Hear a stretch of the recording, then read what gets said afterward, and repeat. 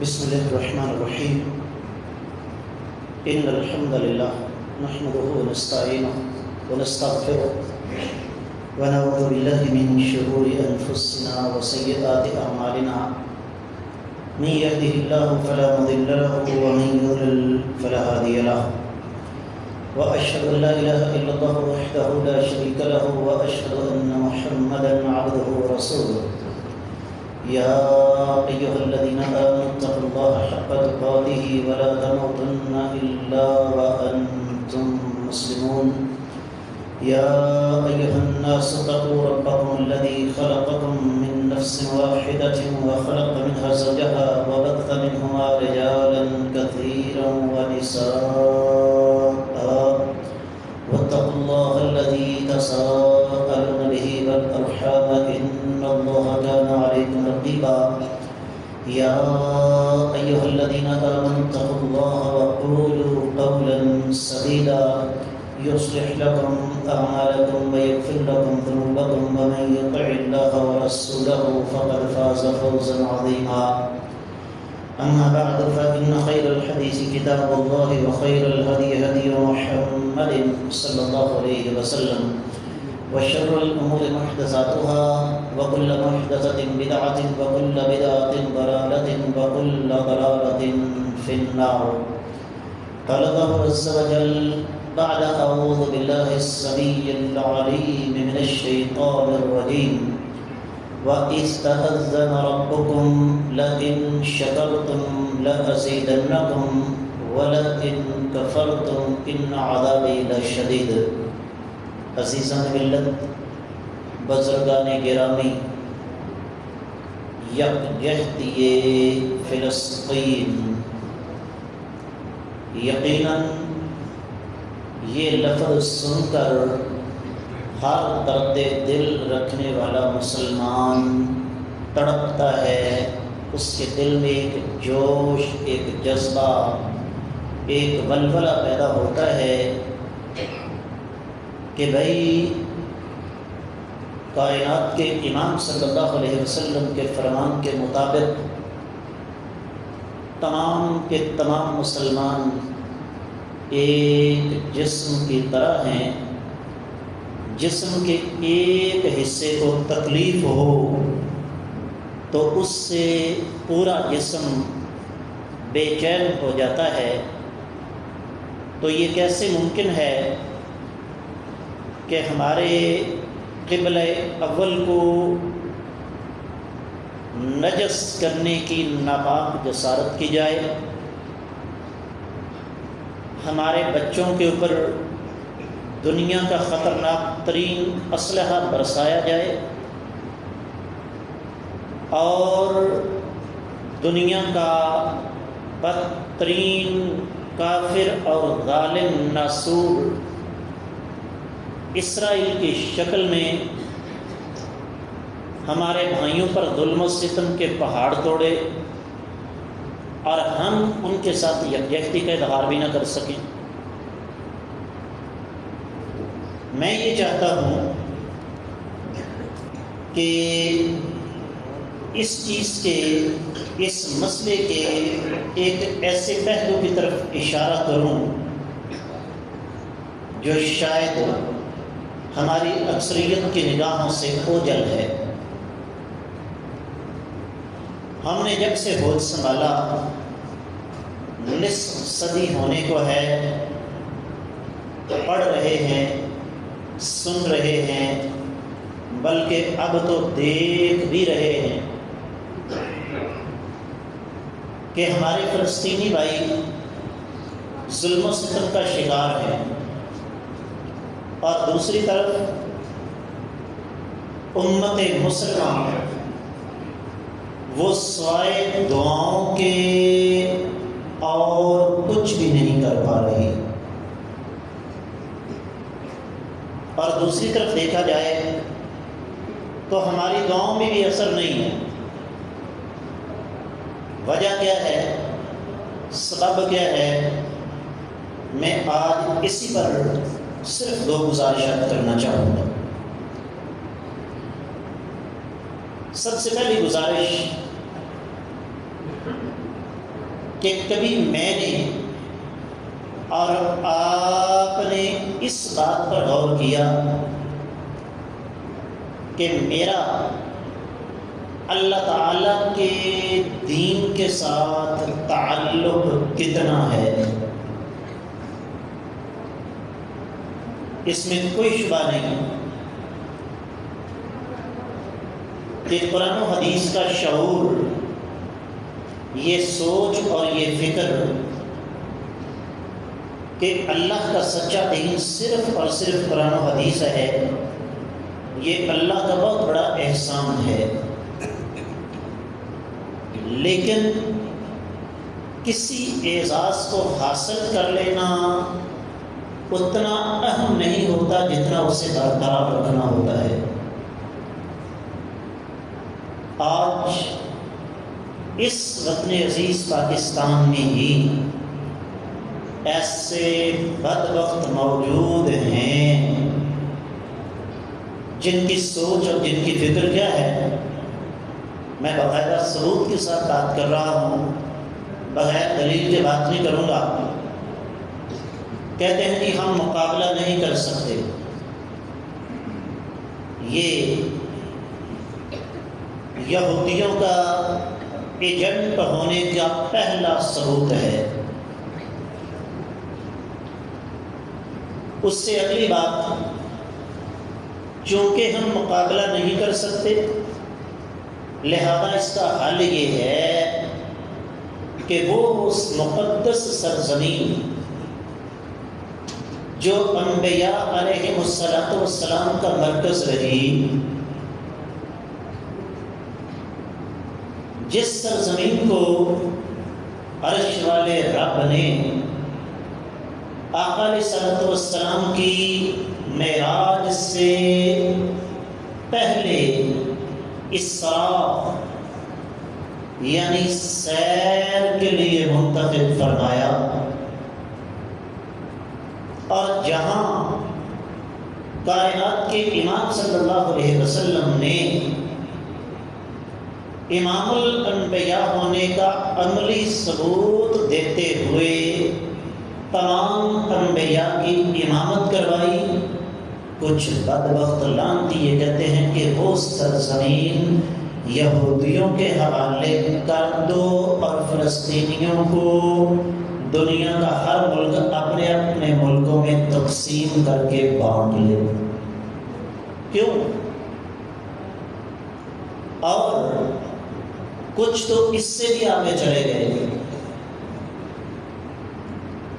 ان کا یہ کہنا ہے کہ یہودیوں کے مقابلے میں مزاحمت کرنا نہ صرف یہ کہ حماقت ہے بلکہ وہ اس کو الٹا گناہ قرار دیتے ہیں۔ کیوں؟ وجہ کیا ہے؟ سبب کیا ہے؟ اسی پر آج میں نے بات کرنی ہے۔ سب سے پہلا سبب یہ جب گھروں کے رکھوالے گھروں سے غافل ہو جائیں تو گھروں پر ڈاکے پڑ جایا کرتے ہیں۔ سیدنا حذیفہ بن یمان رضی اللہ تعالیٰ عنہ فرماتے ہیں کان الناس یسألون رسول اللہ صلی اللہ علیہ وسلم عن الخیر وکنت اسألہ عن الشر مخافتا ان یدرکنی۔ لوگ آقا علیہ السلام کی خدمت میں حاضر ہوتے، سوال کرتے آقا نیکی کے کام کون سے ہیں، بلائی کے کام کون سے ہیں؟ فرمایا میں ہمیشہ آقا علیہ السلام سے یہ سوال کرتا آقا بتائیے شیطان کے راستے کون سے ہیں، کہیں ایسا نہ ہو کہ مجھے شیطان کے کسی راستے کا علم نہ ہو اور میں بے خبری میں مارا جاؤں، اس کا شکار ہو جاؤں۔ شیطان نے ہمارے دماغ میں ایک خناس بھرا، بڑی سخت بات کرنے لگا، اور وہ خناس کیا ہے کہ تمہیں پتہ چل گیا کہ اللہ کا دین قرآن و حدیث ہے، تم شرک نہیں کرتے، اب جو مرضی کرتے رہو، جنت تمہارے نام لگ چکی ہے۔ ایسا دماغ نے خناس دماغ کے اندر ڈالا کہ اول تو ہماری اکثریت نے قرآن و حدیث کا شعور تو لے لیا لیکن اس کو پڑھنا دوبارہ نہیں کیا۔ نتیجہ آج ہم یہ سمجھتے ہیں کہ جناب میں نے ٹکا کے رفع الیدین کر لی، سینے پر ہاتھ باندھ لیے، آمین اتنی زور سے کہا کہ مخالفین کی مسجدوں کی دیواریں ہل گئیں۔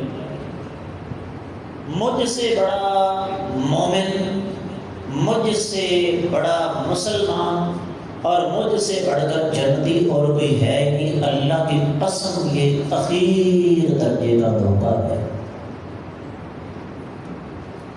وقت چونکہ مختصر ہے اس لیے میں طوالت کو نظر انداز کر کے اشارتاً بات کروں گا۔ آپ نے سنا بھی، شاید کسی نے پڑھا بھی ہو،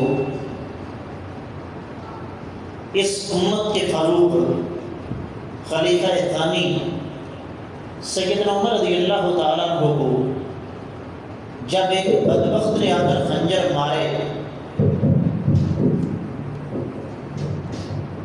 زخم لگا، طبیب آیا، اس نے آ کر دوائی پلائی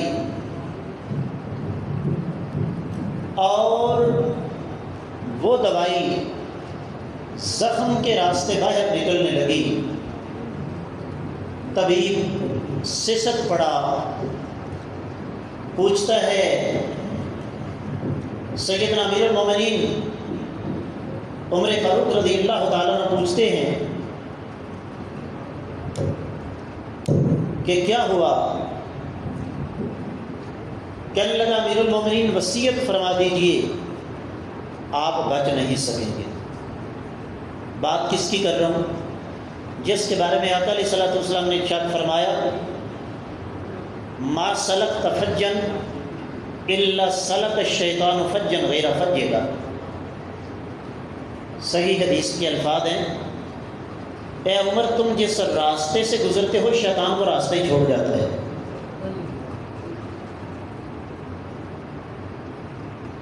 جن کے فضائل پر باقاعدہ طور پر کتابیں لکھی گئیں، 3 کام کیے، ان میں سے صرف ایک کا تذکرہ کروں گا۔ امین الامت کو بلایا، کہا تمہیں کائنات کے امام صلی اللہ علیہ وسلم نے منافقین کے نام بتائے تھے، وہ نام مجھے بتا دو۔ کہا کیوں؟ کہا میں یہ دیکھنا چاہتا ہوں کہ کہیں میرا نام تو ان میں شامل نہیں۔ کہا امیر المومنین معافی چاہوں گا، یہ امانت ہے اور یہ امانت میرے ساتھ قبر میں جائے گی، میں نہیں بتا سکتا۔ کہا پھر ایسا کرو، مجھے کم از کم اتنا بتا دو کہ کہیں میرا نام تو ان میں شامل نہیں ہے۔ کہا امیر المومنین مطمئن ہو کر اپنی جان آفری کے سپرد کیجئے، آپ کا نام ان میں شامل نہیں۔ ہمیں شیطان نے دھوکے میں رکھا، شرک نہیں کرتے، قرآن و حدیث کے ماننے والے ہو کہ جنتی، جو عشرہ مبشرہ میں سے ہیں، دوسرے خلیفہ ہیں، جن کی وجہ سے رب کائنات نے اسلام کو عزت دی، جن کو باقاعدہ نبی رحمت صلی اللہ علیہ وسلم نے اللہ سے دعا کر کے مانگا، ان کی حالت کیا ہے؟ پھر بھی یقین نہیں آیا۔ اپنے بیٹے عبداللہ کو بلایا، کہا پتر امین الامت کے ساتھ رہنا۔ ابا جی کیوں؟ کہا اگر انہوں نے میرا جنازہ پڑھ لیا تو اللہ تعالیٰ کا شکر ادا کرنا، اور اگر انہوں نے میرا جنازہ نہ پڑھا تو میرے لیے دعا کرنا، کیونکہ امین الامت کسی منافق کا جنازہ نہیں پڑھیں گے۔ ہماری دعائیں کیوں نہیں قبول ہوتی؟ اس کی دو بڑی وجہ ہے۔ پہلی وجہ جو عرض کر رہا، ہمیں قرآن و حدیث کا شعور مل گیا، لیکن ہم نے اسے محدود کر دیا، صرف نماز کی حد تک۔ میں قبروں کا پجاری نہیں، یا اللہ کے نام کی نظر و نیاز نہیں دیتا، اس سے زیادہ کچھ بھی نہیں۔ میری شکل، میرا لباس، میرے گھر کا ماحول، میری غم خوشی، میرا کاروبار، بزنس، تجارت، اٹھنا بیٹھنا، چلنا پھرنا، سونا جاگنا، نشست برخاست، یہاں تک کہ مجھے غسل شرعی کا طریقہ تک نہیں آتا، اس کے باوجود میں پکا جنتی ہوں۔ اللہ فرماتے ہیں ان حالات میں تم اگر دعائیں قبول کرو گے تو میں دعائیں کبھی، ان حالات میں تم دعائیں کرو گے تو میں کبھی قبول نہیں کروں گا۔ واپس پلٹنا ہوگا۔ ہم نے بتاؤ دیکھا ہے اپنے بچپن کا، جب ہمارے 15 سال کے بچوں کو قرآن کی آیات یاد ہوتی تھی، اللہ کے نبی صلی اللہ علیہ وسلم کی احادیث یاد ہوتی تھی، گھروں کے اندر ہم نے ان آنکھوں سے دیکھا ہے مسجدیں بھری ہوتی تھیں، گھروں کے اندر صبح صبح قرآن کی تلاوت کی آوازیں آتی تھیں، ہم نے ان آنکھوں سے وہ مناظر دیکھے ہیں۔ 5 6 سال کے بچوں کو رمضان المبارک کے دوران سرعام باہر، گلی تو دور کی بات ہے، صحن کے اندر بیٹھ کر بھی رمضان میں کچھ کھانے کی اجازت نہیں ہوتی تھی۔ وجہ کیا تھی؟ سبب کیا تھا؟ والدین کو نہ صرف یہ کہ قرآن و حدیث کا شعور تھا بلکہ باقاعدہ علم بھی تھا۔ آج اول تو کسی کو علم نہیں ہے، اور اگر ہے تو وہ صرف کس لیے؟ آپ بھی جانتے ہیں، میں بھی جانتا ہوں، کوئی بیچارہ عالم دین ہمارے ہتھے چڑھ جائے تو صحیح، اب اس کی خیر نہیں۔ مولوی صاحب آپ نے فلاں مسئلہ بیان کیا ہے، ہاں جی کیا ہے، اس مسئلے کا فلاں پہلو تو یہ کہتا ہے، اچھا اس کی وضاحت کی، پھسل کے پھر اور طرف نکل گئے، اچھا یہ تو ہو گیا، دوسری طرف آ جاتے ہیں۔ مقصد کیا ہے؟ صرف یہ ثابت کرنا کہ آپ کچھ بھی نہیں۔ اور اسی کا دوسرا پہلو، آج ہمارے جلسے دیکھ لیجیے، ہماری کانفرنس سے دیکھ لیجیے، ہمارے سیمینارز دیکھ لیجیے، وہاں پر آپ کو ٹپے، دوڑے، جگتیں، قوالیاں، شعر، لطیفے تو ملیں گے، لیکن علم نہیں ملے گا۔ اور کیوں نہیں ملے گا؟ اس کی وجہ یہ ہے ہماری اپنی سوچ اور ہماری اپنی فکر یہ ہے کہ ہم دینی پروگرام پر جائیں لیکن وہاں ہمیں چسکا آنا چاہیے، وہاں ہمیں چس آنی چاہیے۔ پہلی غلطی ہماری یہ ہے، اور یاد رکھیے اس قسم کی سوچ، اس قسم کی فکر رکھنے والے لوگوں کی دعائیں عرش والا رب قبول نہیں کیا کرتا۔ جب حالات یہ نہج اختیار کر جائیں، پھر کون سا فلسطین اور کون سی یکجہتی، پھر فتنے پیدا ہوں گے، پھر فلسطینیوں کے حق میں نہیں ان کے خلاف آوازیں بلند ہوں گی، اور ہم اپنی جہالت کی بنیاد پر کیا کہیں گے؟ غلط ہے، واقعی صحیح ہے۔ مفادات، میں پھر ایک دفعہ عرض کر دوں، بہت زیادہ اپنے آپ کو محدود کر کے اپنی زبان کے گھوڑے کی اور کھینچ کر اس کی لگامیں بات کر رہا ہوں۔ کیا آپ کے اس ملک میں باقاعدہ ذرائع ابلاغ پر، میڈیا پر یہ باتیں نہیں ہوتی فلسطین کو چھوڑو پاکستان کی فکر کرو؟ یہ ایک وزیر کہہ رہا ہے، اور اصل میں آپ کو نہیں پتا وہ کیا کہنا چاہتا ہے۔ وہ کہنا چاہتا ہے کہ فلسطین کو چھوڑو، پاکستان کو لوٹ مار کر کے تباہ کرنے کی فکر کرو۔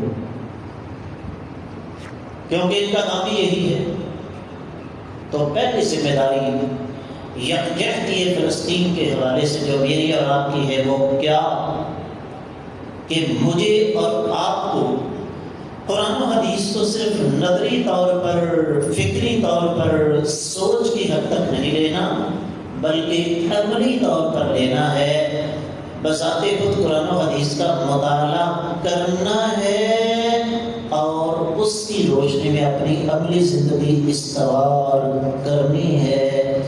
نبی علیہ السلام کا فرمان سن لیجیے، ان اللہ طیب لا يقبل الا طیبا۔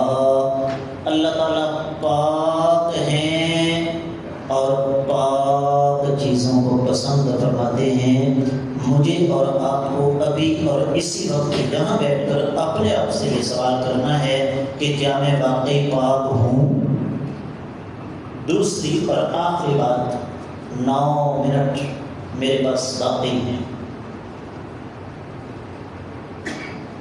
یاد رکھیے، جب ہم اپنی تاریخ کا جائزہ لیتے ہیں ہمارے سامنے بڑے بڑے نام آتے ہیں۔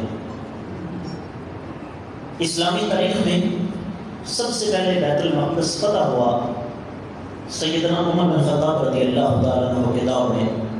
مسلمانوں کی بدعملی، غفلت کی وجہ سے دوبارہ کفار کے قبضے میں چلا گیا، پھر اس کو فتح کیا صلح بن ایوبی رحمہ اللہ نے۔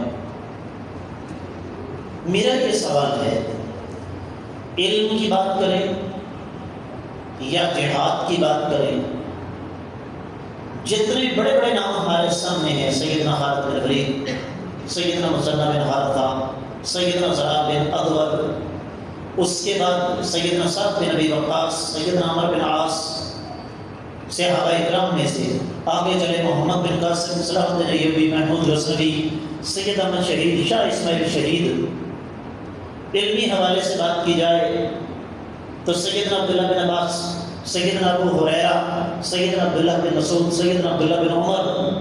صحابہ اکرام کے بعد آگے تابعین کی باری آ جائے، امام محمد بن سیرین، علقمہ بن وقاص، اکرمہ، اس سے مزید آگے بڑھے امام بخاری، امام مسلم، احمد بن حنبل، امام مالک، امام شافعی، ابو حنیفہ۔ پھر مزید آگے آپ آئیں ابن تیمیہ، ابن قیم۔ پھر مزید آپ آگے بڑھیں تو آپ کو اور بڑے نام ملیں گے۔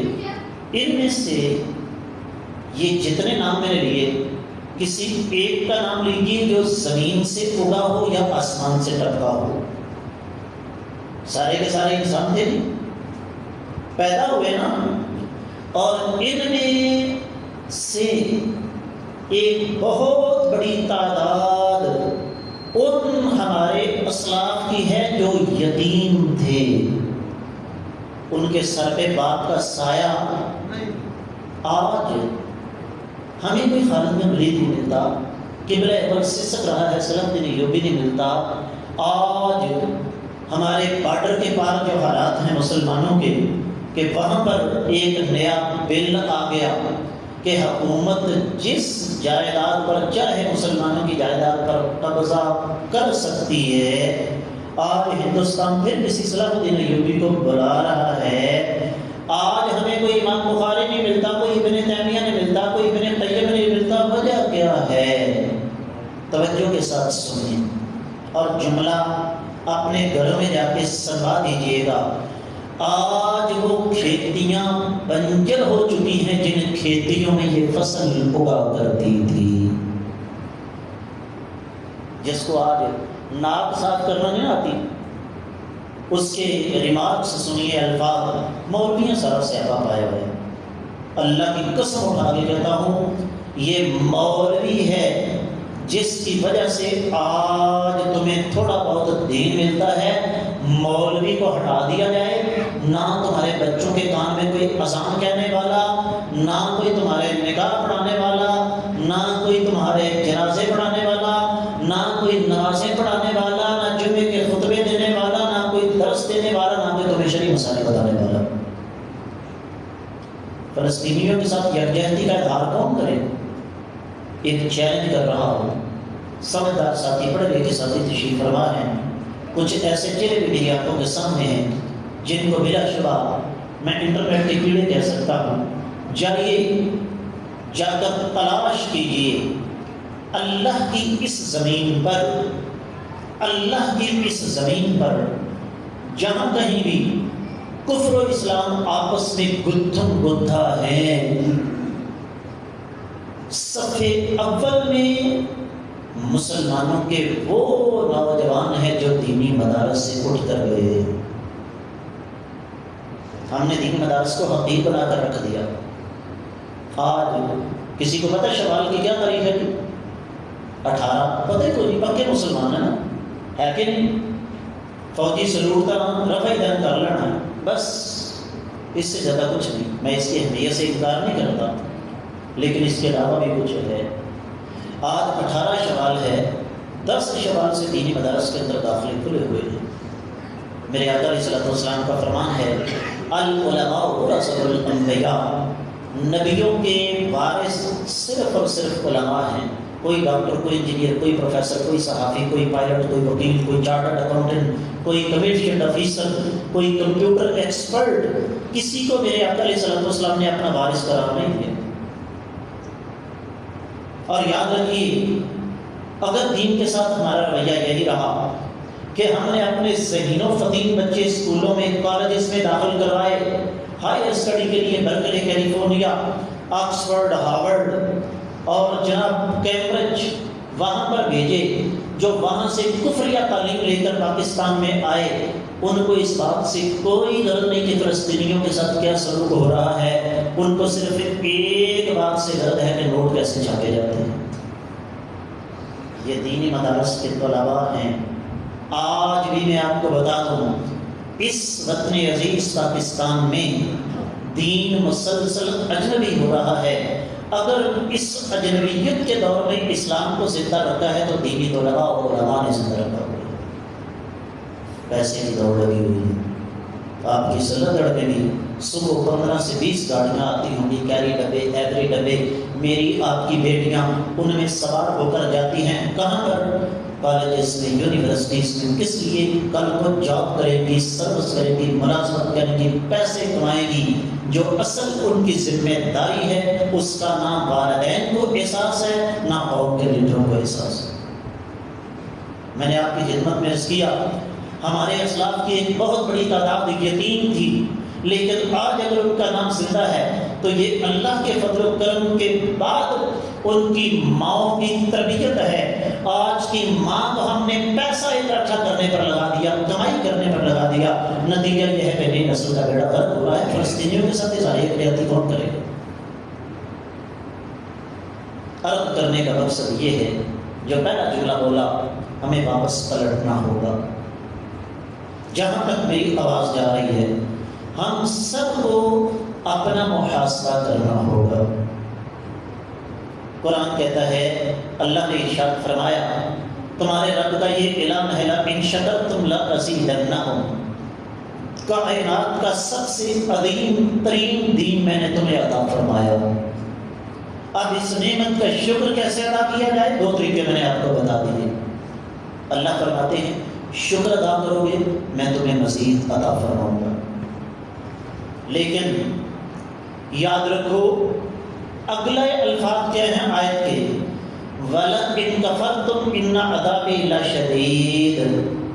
اگر تم نے میری نعمتوں کی قدر نہ کی تو میری سزا بھی بڑی سخت ہے. آخری بات سن لیجیے. علامہ صالح ذیل رحمۃ اللہ علیہ بیت اللہ کا طواف کر رہے تھے. ایک فلسطینی کو دیکھا طواف کر رہا ہے، رو کر دعائیں کر رہا ہے. قریب ہو کر کان لگائے تو پتہ یہ چلا کہ وہ پاکستان کے لیے دعائیں کر رہا ہے. علامہ صاحب فرماتے ہیں سکا راویوں کی خبر ہے، میں نے کہا فلسطینی بھائی، میرے پاکستان اور تیرے فلسطین کے درمیان تو بہت سارے کافر ملک حائل ہیں، کیوں دعا کر رہے ہو؟ اس نے کہا فلسطین کا بچہ اس بات پر یقین رکھتا ہے کہ فلسطین آزاد ہوگا. انشاءاللہ کہہ دو فلسطین آزاد ہوگا، لیکن آزاد کروانے کے لیے قافلے اگر آئیں گے، مجاہد اگر آئیں گے تو پاکستان سے ہی آئیں گے. لیکن ضرورت اپنی ذمہ داری کو سمجھنے کی ہے. قرآن و حدیث کا مطالعہ کیجیے، اس پر عمل کیجیے، اپنے بہترین بچے دین کے حوالے کیجیے۔ یہ ہے یکجہتی فلسطین کا اصل تقاضا۔ اللہ ہمیں سمجھنے کی توفیق